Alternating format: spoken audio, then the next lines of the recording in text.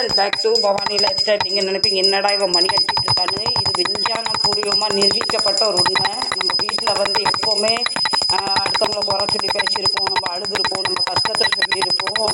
அது வீட்டில் வந்து நெகட்டிவ் வைப்ரேஷன் எல்லாம் சுற்றி இருக்கும். இப்படி நம்ம வீடெல்லாம் வந்து இப்படி ஒரு நாளைக்கு 1-2 தடவை இப்படி அடித்தா நம்ம கெட்ட தீய சக்தியெல்லாம் வெளியே ஓடிடும். நீங்கள் கோயிலில் பாருங்கள், நம்ம எத்தனையோ நம்மளுக்கு வந்து சாமிகிட்ட வந்து குறைய சொல்லுவோம், அழுவோம், கஷ்டத்தை சொல்லுவோம்.